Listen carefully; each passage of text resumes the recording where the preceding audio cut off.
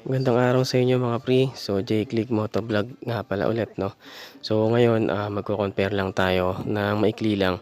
So, ito ay yung stock na CBT natin at saka yung pinalit natin na racing pulley.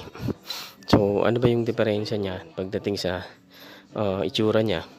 So, siyempre, makikita naman natin na yung stock ay stock talaga. As in, wala kang makikitang special sa kanya dahil yan lang yung pinaka-default niya, no, para magamit mo yung ating motor pag nilabas sa kasa. And syempre, yung mga CBT na racing pulley, syempre yan ay may mga itsura na o may mga dating na design, ganun. So pag tinignan mo siya, talagang mapapatingin ka dahil sa itsura niya, no. So mukhang matibay at saka pang racing ang itsura.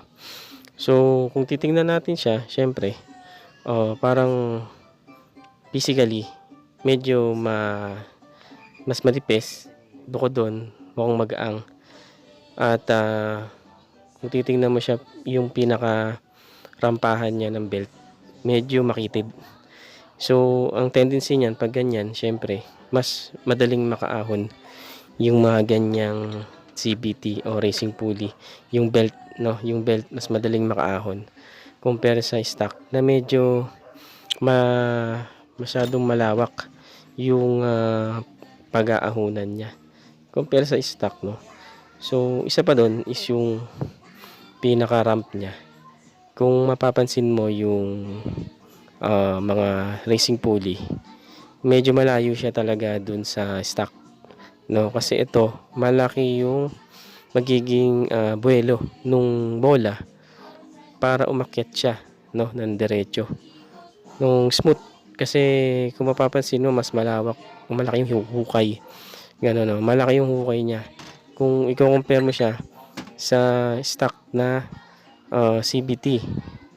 So yung stock na yan, nakikita mo ang kapal pa ng gilid niya, no, yung tas yung ramp niya medyo makitid tsaka mataas.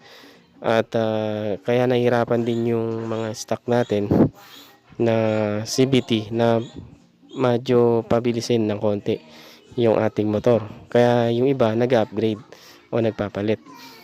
So, yun, isa ng mga napansin ko. Kaya yung iba mas na nag-upgrade ng racing pulley. Pinapalitan yung mga stock nila. Pero same lang naman siya na itsura. Kung mapapansin mo, wala namang pinagbago rin. At yun lang isa sa mga nagbago sa kanya pag mag-upgrade o magtotono ka ng racing pulley o nung ating mga motor, no. And then ito yung backplate, no. So kung titingnan niyo yung backplate, halos same na same lang din naman. Wala naman din pinagbago. Parang mas malaki lang yung sa racing pulley ng taba o yung taba lang, no. Yun lang. Then so ano pa? Then ito yung box niya.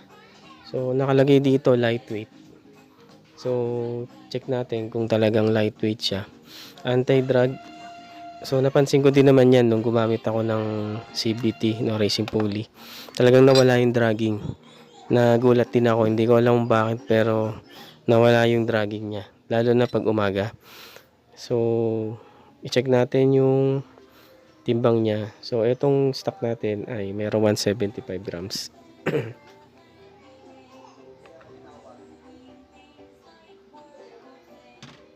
Tapos check naman natin yung pulley set ng RevX. Check natin kung ilan. So 146 grams. Medyo mas magaan siya compare sa stock. So tama nga yung sinabi dun sa box, no. So dun tayo sa backplate. So 141. So halos magkasing bigat lang sila nung RevX na no, na pulley, yung backplate. So itong backplate na to 153. Medyo mas mabigat kasi meron na link slider piece na kasama, hindi ko na tinanggal, pero baka parehas lang. So ito naman yung sa stock na pulley, 307.